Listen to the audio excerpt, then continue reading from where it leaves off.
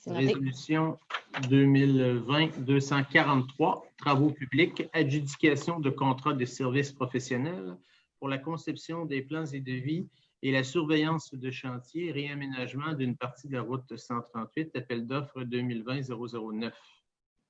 Considérant que la soumission reçue dans le cadre de l'appel d'offres APO 2020-009 a obtenu le pointage intérimaire suffisant, en conséquence, il est proposé d'adjuger le contrat de service professionnel pour la conception des plans et devis et surveillance de chantier, réaménagement d'une partie de la route 138, appel d'offres APO 2020-009 au plus bas soumissionnaire conforme, soit l'entreprise Cima Plus SENC, conformément à la demande publique de soumission numéro 13 69 720, selon le prix forfaitaire de sa soumission daté du 28 mai 2020 et dont copie est jointe au sommaire décisionnel, soit une somme de 189 000 excluant les taxes applicables, que les fonds nécessaires à l'adjudication du contrat soient puisés sur le projet GTP-I-20-10 pour une somme de 150 000 excluant les taxes applicables, que la somme de 39 000 plus taxes applicables sur le coût total du contrat, soit 189 000,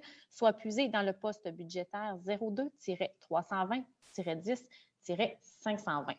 Je propose quelqu'un pour seconder. Secondé par M. Lebrasseur.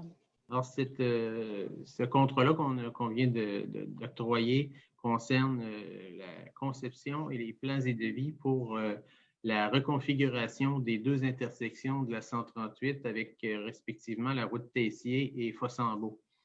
Et donc, c'est ce qu'on a conclu à la suite de plusieurs études, qu'il fallait reconfigurer ces intersections-là et qu'une fois cela serait fait, puis quand on dit reconfigurer, il y a de la reconfiguration physique, mais aussi au coin Fossambeau et 138.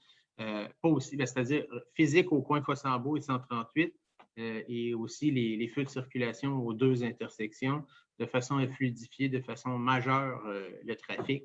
Et le gain en fluidité sera assez grand. Là, on avait envisagé éventuellement élargir la 138. C'est quelque chose qui pourra éventuellement être considéré dans les années à venir, mais pour l'instant, les études ont démontré là, que reconfigurer ces deux intersections-là allait avoir un gain énorme. Donc là, pour l'instant, c'est la conception plan et devis cette année. Et normalement, la reconfiguration physique va se faire l'été prochain. Je le dis, je fais une parenthèse là, pour dire, parce qu'il y a beaucoup de monde qui m'en parle. Je l'ai annoncé dans le mime, dans le mot du maire, à un moment donné. On l'a annoncé un peu partout, là, mais le pavage va se faire cet été, comme à chaque été, un peu partout. Il y en a de prévu, ça a été publicisé dans le mensuel d'information municipale, mais on parle souvent de la portion de la route 138 entre l'intersection Fossambeau et la rue du Brome. Donc, la partie qui n'a pas été faite, là, on a fait l'année dernière ou l'autre avant, en tout cas, de la route Tessier jusqu'à ici, à l'intersection Fossambeau. Le ministère des Transports fait du Brome jusqu'à peu près Neuville. Il reste un bout là, entre Fossambeau et du Brome où c'est épouvantable. On en est tous conscients. Là. Les plans et devis sont en cours de réalisation. On devrait aller en appel d'offres à la fin du mois présent pour donner le contrat le mois prochain pour que ça se réalise au mois d'août ou septembre, en tout cas, chose certaine avant l'automne. Donc, prenez votre mal en patience, mais c'est certain qu'on refait l'asphalte sur la 138 là, cet été. Pas juste à cet endroit-là, là, mais c'est celui dont on me parle de façon récurrente, qui n'a rien à voir avec la résolution dont qu'on vient d'octroyer. Ça, c'est autre chose, c'est reconfiguration d'intersection. Et c'est simplement pour le mentionner. Là, ceux qui posent la question, là, je l'ai dit à maintes occasions, puis un peu partout, mais je le répète, là, on fait ça cet été. Oui, M.